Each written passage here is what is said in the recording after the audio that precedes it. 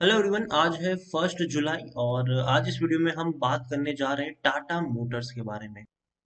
तो टाटा मोटर्स का शेयर 345 रुपए के आसपास ट्रेड कर रहा है। अच्छी खासी रफ्तार आज के दिन में देखने को मिली है और डेफिनेटली इस रफ्तार की वजह भी है। एक बड़ा ऑर्डर इनको मिला भी है और वीडियो में हम ये भी चर्चा करेंगे कि एक दिग्गज ब्रोकरेज फर्म ने टाटा मोटर का जो टारगेट है वो काफी ऊपर रखा हुआ है। तो वीडियो को शुरू करो उससे पहले अगर आपने अभी तक चैनल को सब्सक्राइब नहीं किया है तो प्लीज अभी इसे सब्सक्राइब कर लीजिए, क्योंकि आगे भी बहुत सारे वीडियोस हैं जो आपको काफी ज्यादा हेल्प करेंगे। तो चलिए शुरू करते हैं। तो टाटा मोटर्स 345 रुपए का ये शेयर है और तकरीबन 2% के आसपास का ग्रोथ हमें यहाँ पर आज के दिन में देखने को मिल रहा है। पिछले एक महीने में देखें तो एक महीने में 8.5% का ग्रोथ है। 318 रुपए के ऊपर शेयर था, तकरीबन 355 के करीब पहुंचा, उसके बाद गिरावट आई, लेकिन अब धीरे धीरे धीरे करके ऊपर उठने की कोशिश कर रहा है ये। पिछले एक साल में अगर देखें तो 240% से भी ज्यादा का ग्रोथ ये दिखा चुका है।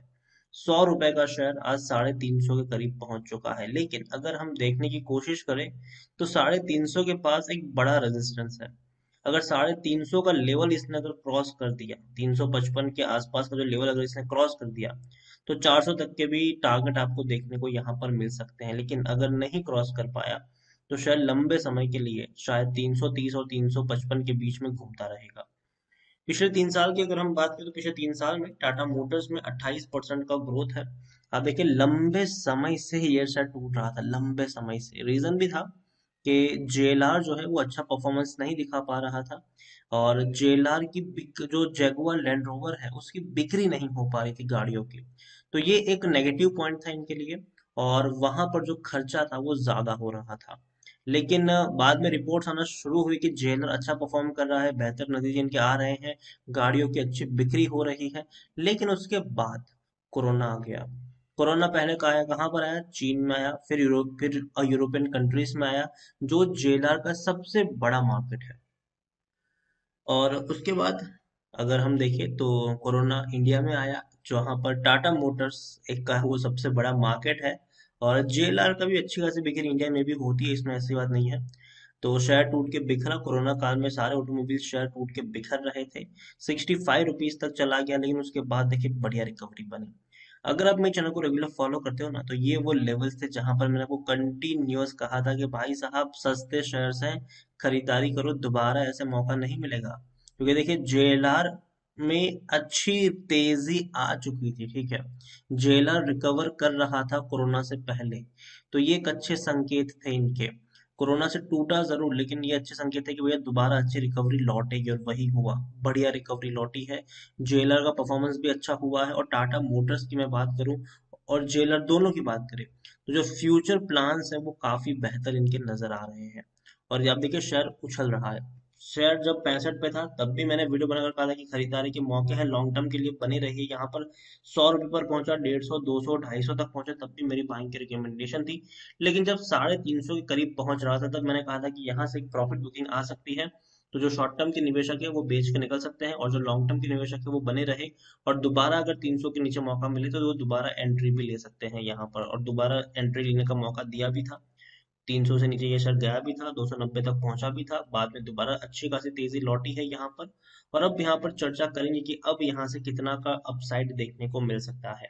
लेकिन उससे पहले जो खबर निकल कर आई है, जो शेयर को ड्राइव कर रही है, तेजी दिखा रही है, वो ये है कि टाटा मोटर्स को भैया इंडियन ऑयल की तरफ से ऑर्डर मिला है 15 hydrogen based fuel cell buses बनाने का। तो बड़े ऑर्डर से, और देखिए देखने में लगेगा ये सिर्फ 15 ही है, लेकिन भैया कीमत बहुत बड़ी होती है इनकी, करोड़ों में कीमत होती है इनकी, ठीक है।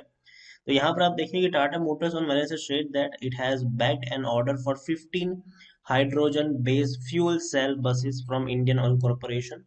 और यहाँ पर देखा जाए तो all 15 buses will be delivered within 144 weeks from the date of signing the moratorium, sorry मोमेंडरम। तो यहाँ पर वही है कि जो 15 बसेस है वो 100 मतलब 145 हफ्तों के बीच में इनको दे देनी पड़ेगी। और लंबा वक्त है, डेफिनेटली तब तक तो वो दे ही देंगे, इसमें कोई बड़ी बात नहीं है यहाँ पर। लेकिन अच्छे ऑर्डर्स मिले हैं, इससे पहले भी इनको बसेस के ऑर्डर मिले थे, तो कंपनी के पास भैया ऑर्डर की भरमार है, इसमें कोई शक नहीं है। और गाड़ियां तो भैया अब इनकी जो फोर व्हीलर्स है वो तो बिक ही रही है, नई नई गाड़ी लॉन्च कर ही रहे हैं।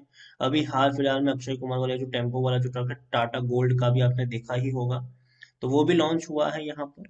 दूसरी तरफ अगर हम देखें तो टाटा मोटर के शेयर में डेफिनेट 250% का ग्रोथ आया है पिछले एक साल में, लेकिन अभी भी प्रो ग्लोबल ब्रोकरेज फर्म का कहना है कि भैया अभी भी और 31% की तेजी आ सकती है। अब वो कौन है, तो वो है Goldman Sachs. Goldman Sachs has buy rating on stock with in target at 455 per share. उनका मानना है कि भैया 455 तक जाएगा अभी ये शेयर। गोल्डमैन सैच की खरीदारी करने की सलाह है, 455 रुपए का टारगेट प्राइस उन्होंने रखा है यहाँ पर। और क्यों रखा है अब वो बात करें तो आप देखिए, JLR shift in focus from volume to profit and cash flow is promising while a fresh EV roadmap is in place। देखिए जेएलआर ने अनाउंसमेंट ऑलरेडी करी है कि भैया 2025 तक हम फुल्ली इलेक्ट्रिक बन जाएंगे, मतलब हमारी जितनी भी कार होगी वो इलेक्ट्रिक ही होगी। तो प्रॉफिट से भैया आप ये मतलब वॉल्यूम से भैया प्रॉफिट की तरफ बढ़े हैं, ये अच्छी बात है। और कई सारे प्रोजेक्ट्स इनको मिल रहे हैं, ये भी बहुत अच्छी बात है। और आने वाले वक्त में जब इलेक्ट्रिक व्हीकल की तरफ हम आगे बढ़ेंगे तो टाटा मोटर्स उसमें लीडर है, ये हर कोई जानता है। टाटा मोटर्स अगर देखें तो भैया लार्ज कैप शेयर है, 1,14,000 करोड़ से भी ज्यादा का इसका मार्केट कैप है। और वॉल्यूम ट्रेड भैया काफी ज्यादा क्वांटिटी में शेयर ट्रेड भी हो रहे हैं, तकरीबन 2.25 करोड़ के आसपास के शेयर ऑलरेडी ट्रेड यहाँ पर हो चुके हैं। इतना ही नहीं, प्रमोटर के पास 46.41% की होल्डिंग और प्रमोटर ने खरीदारी करी थी फरवरी महीने में, तकरीबन 4% की होल्डिंग प्रमोटर ने खरीदी थी उस वक्त।